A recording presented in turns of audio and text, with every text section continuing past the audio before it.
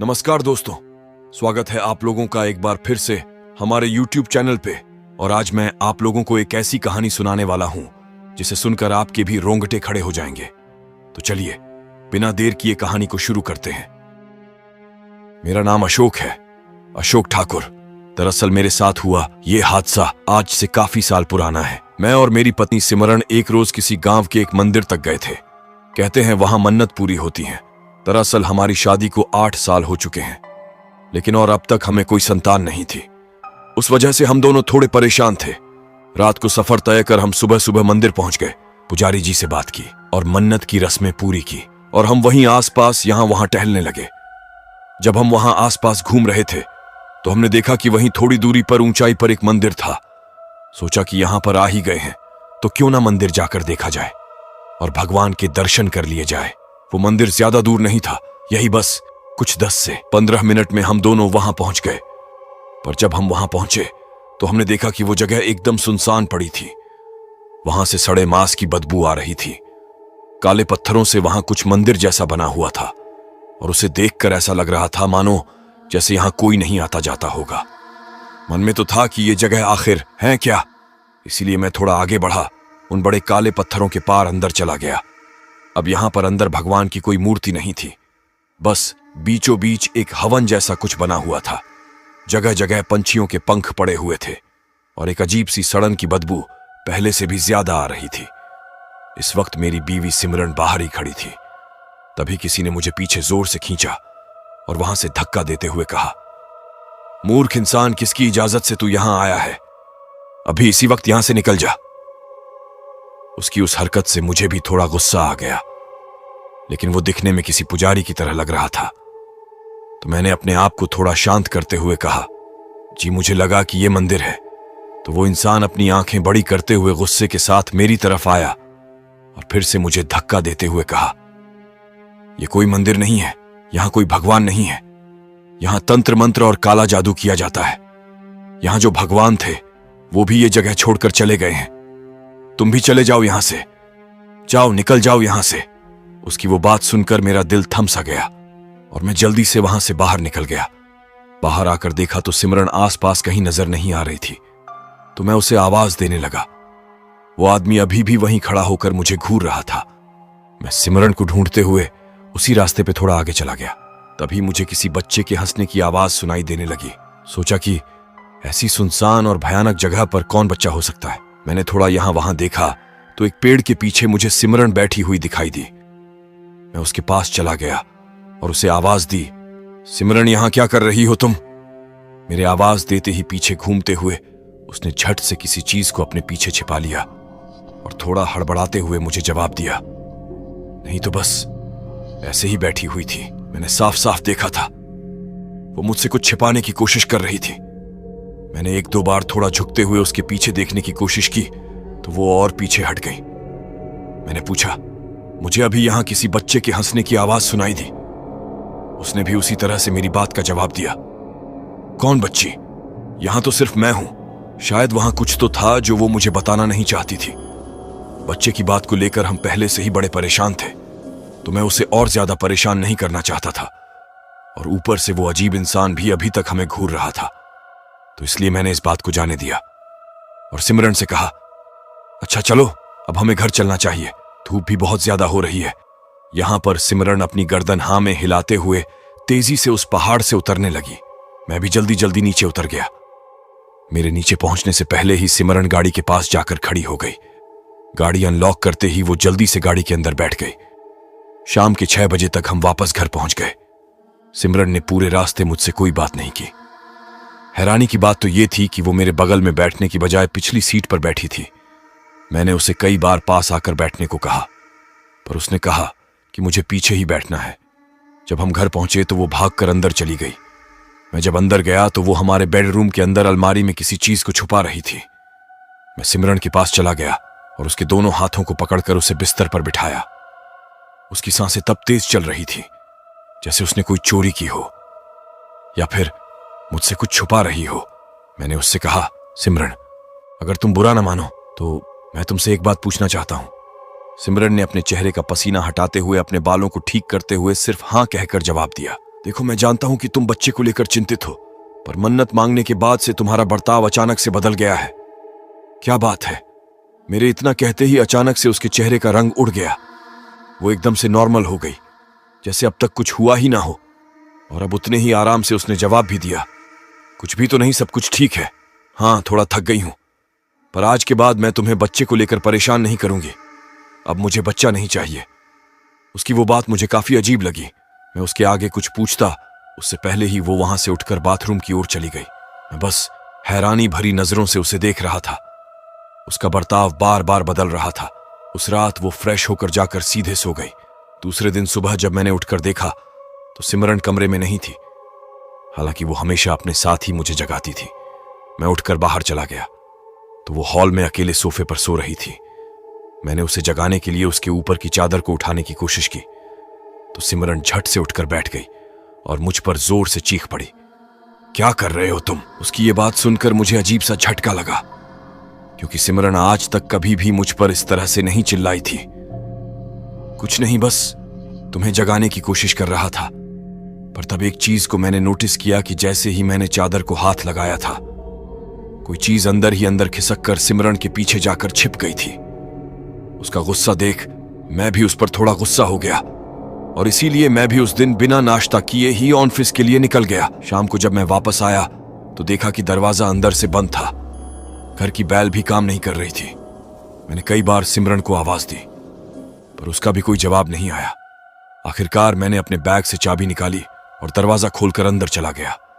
देखा तो सिमरन कमरे में नहीं थी, किचन में भी नहीं थी। तो मैं उसे ढूंढते हुए ऊपर वाले कमरे में चला गया। सिमरन वहां पर भी नहीं थी, लेकिन तब मुझे उसके हंसने की और बातें करने की आवाज सुनाई देने लगी। मैंने उस आवाज को गौर से सुनने की कोशिश की। वो आवाज मेरे घर के पीछे के आंगन से आ रही थी।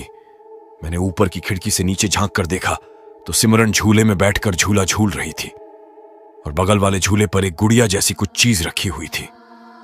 हैरानी की बात तो यह थी कि बिना किसी सपोर्ट के ही वो झूला आपने अपने आप झूल रहा था।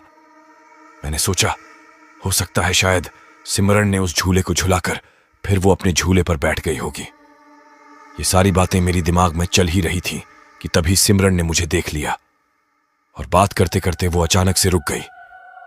गुस्से में उस गुड़िया को उसने झट से उठाया और सीधे अंदर हमारे कमरे में चली गई। जब मैं कमरे में गया तो फिर से वो उसे उसी अलमारी में छिपा रही थी। मैंने सिमरन को उस गुड़िया को छिपाते हुए देख लिया था। वो गुड़िया से बात कर रही थी। मतलब साफ था कि शायद उसकी दिमागी हालत पहले से ज्यादा खराब है। इसलिए मैंने सिमरन से थोड़ा शांति से बात करने का फैसला किया और सिमरन को आवाज दी, अच्छा, तो कल तुम मुझसे इसे छुपा रही थी और इसमें छुपाने वाली क्या बात है? एक गुड़िया ही तो है। सिमरन ने मेरी तरफ बिना देखे जवाब दिया, गुड़िया नहीं, बच्ची है मेरी। मैंने फिर भी उसका मन रखने के लिए कहा, हाँ हाँ, हमारी बच्ची, पर दिखाओ तो सही, मैं भी तो देखूं कैसी दिखती है हमारी बच्ची। और मेरी उस बात को सुनकर सिमरन खुश हो गई। उसने उस गुड़िया को अलमारी से बाहर निकालकर अपनी गोद में उठा लिया और मुझे दिखाने लगी, देखो ना, देखो कितनी प्यारी है हमारी बच्ची, मुझे तो बहुत पसंद है, बहुत नटखट है। मुझे अब कोई बच्चा नहीं चाहिए, मुझे बस यही चाहिए। मैं इतना तो समझ रहा था कि किसी बात ने उस पर बहुत गहरा असर किया, पर आज तक उसने इतना अजीब बर्ताव कभी नहीं किया था। पर जब मैंने उससे गुड़िया को हाथ में लेकर देखा तो उसके सर पर बस कुछ ही सुनहरे बाल थे और एक आंख थी तो दूसरी आंख गायब थी।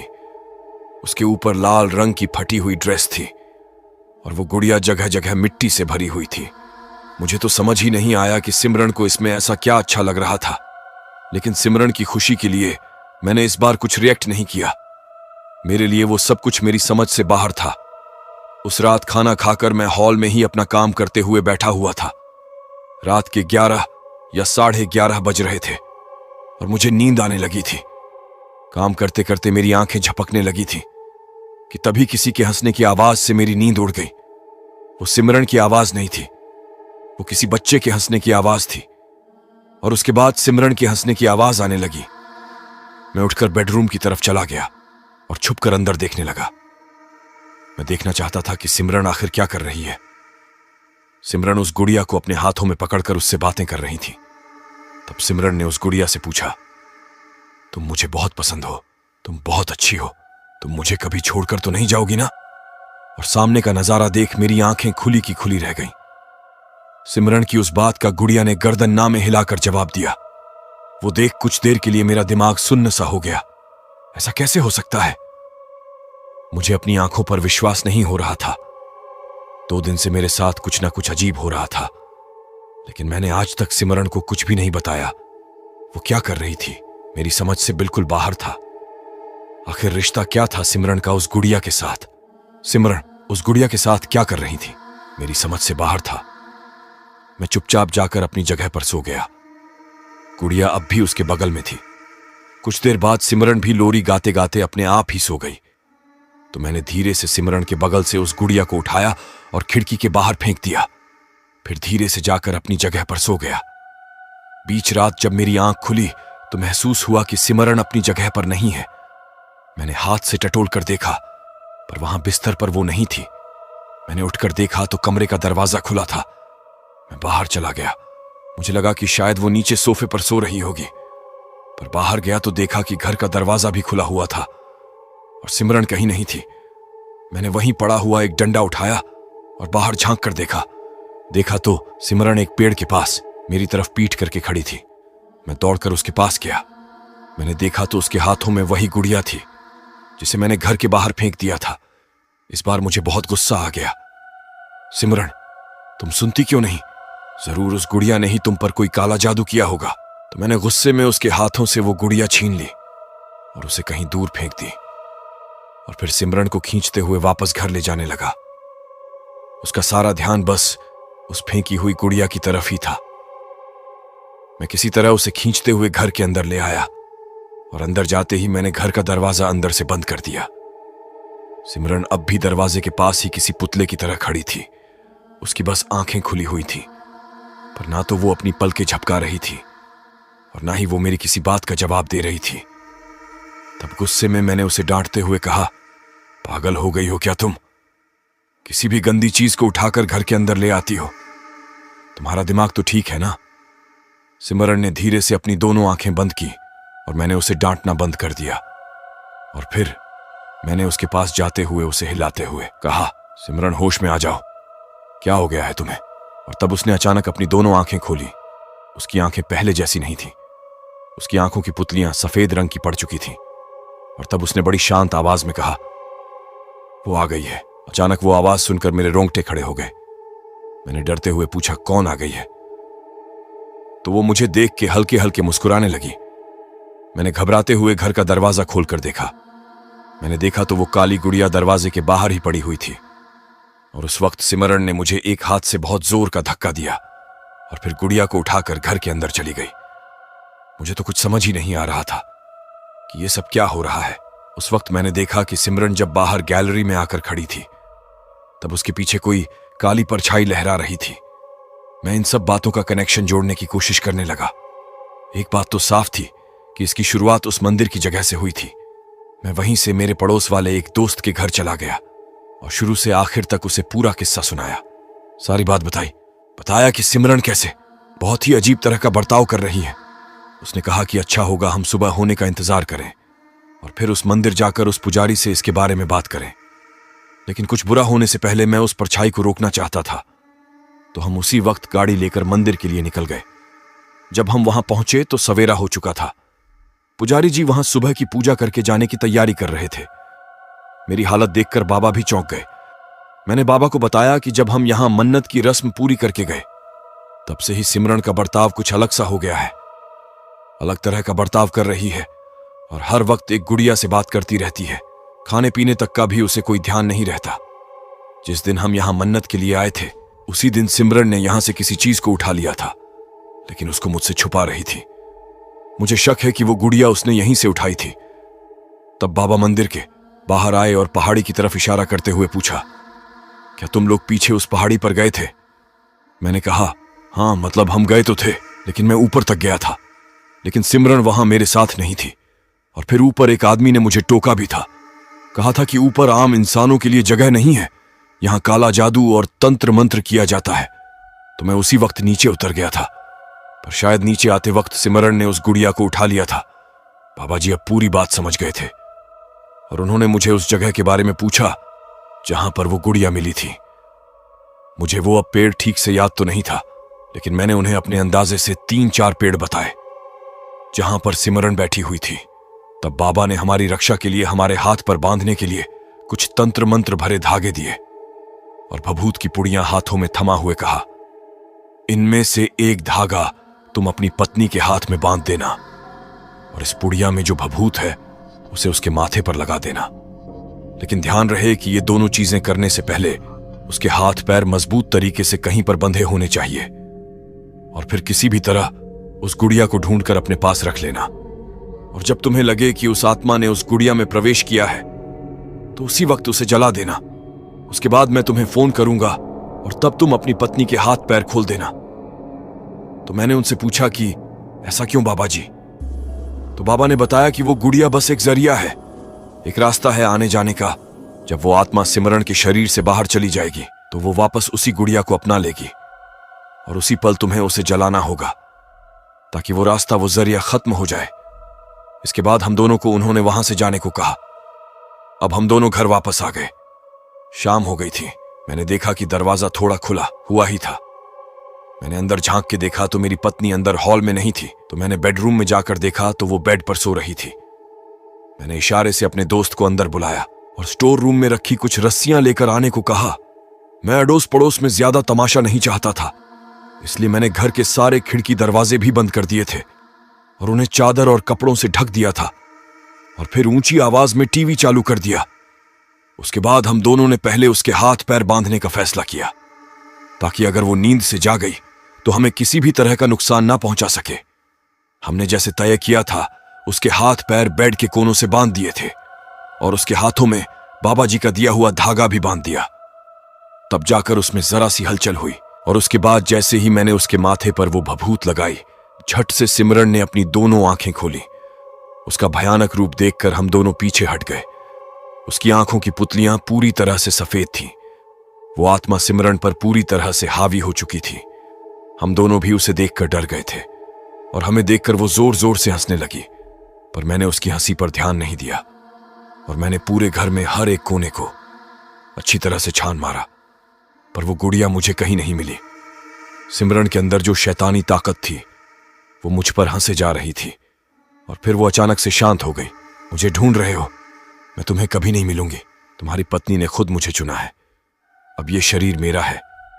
मैं चुपचाप वही शांत होकर बैठ गया और उस आत्मा से कहा, मुझे एक बार सिमरन से बात करनी है। और वो फिर से मुझ पर हंसने लगी। हंसते हंसते वो एकदम से शांत हो गई। उसकी आंखें, उसका चेहरा धीरे धीरे नॉर्मल सा हो गया और मुझे देखकर सिमरन रोने लगी। रोते हुए वो अपने आप को छुड़ाने के लिए कहने लगी।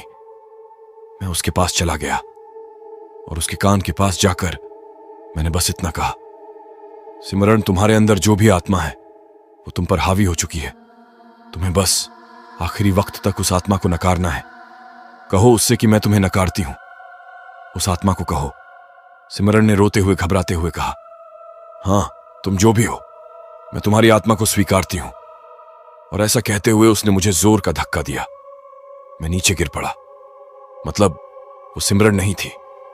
उसकी आंखें फिर से बदल गईं, चेहरे की नसें फूल गईं। तब मेरी नजर छत पर गई। मैंने देखा कि जिस गुड़िया को हम यहां वहां ढूंढ रहे थे वो छत से उल्टी चिपकी हुई थी। उसी वक्त सिमरन का शरीर अचानक से जोर जोर से कांपने लगा। उसकी सांसें तेज चलने लगी। उसकी आंखों की पुतलियां अब बार बार रंग बदल रही थीं। मैं फिर से उसके करीब जाने ही वाला था कि मेरे दोस्त ने इशारे से मुझे रुकने को कहा। मतलब साफ था कि बाबा ने उस आत्मा को निकालने के लिए वहां पूजा शुरू कर दी थी और उसका असर हमें यहां दिखाई दे रहा था। सिमरन की हालत बहुत खराब थी। उसका चेहरा लाल सफेद पड़ रहा था और वो अपने सर को पटक रही थी, जोर जोर से पटक रही थी। कुछ 10-12 मिनट तक यही सब चलता रहा और एक वक्त ऐसा आया जब उसके शरीर से पूरी ताकत खत्म हो गई। वो तो बस किसी तरह जिंदा लाश की तरह पड़ी हुई थी। उसका चेहरा और बदन पसीने से भर चुका था। उसने अपने शरीर को एक जोर का झटका दिया और वो एकदम शांत हो गई। उसी पल वो गुड़िया छत से नीचे गिर पड़ी। मैंने उसे उठाकर गैस पर रख दिया। जब तक वो जलकर राख नहीं हुई तब तक मैं उसे गैस के ऊपर ही रखे रहा। उसके कुछ 10 मिनट बाद बाबा जी का फोन आया। उन्होंने बस इतना कहा कि अब सब ठीक है अगर तुमने मेरे कहने के मुताबिक गुड़िया को जला दिया होगा तो अब तुम अपनी पत्नी को खोल सकते हो। मेरा दोस्त जो कि एक डॉक्टर था, उसी ने फिर सिमरन का इलाज भी किया और अब सब ठीक है। उस गुड़िया के जो जले हुए अवशेष थे उन्हें भी मैंने गटर के पानी में बहा दिया था। जब सिमरन होश में आई तो उसे कुछ भी याद नहीं था। बस इतना याद था कि जब हम मन्नत मांगने मंदिर गए थे तो एक छोटी मासूम बच्ची उसके आसपास भटक रही थी और वही लड़की उसे उस पेड़ के पास लेकर चली गई थी। उसके बाद से उसे कुछ भी याद नहीं था।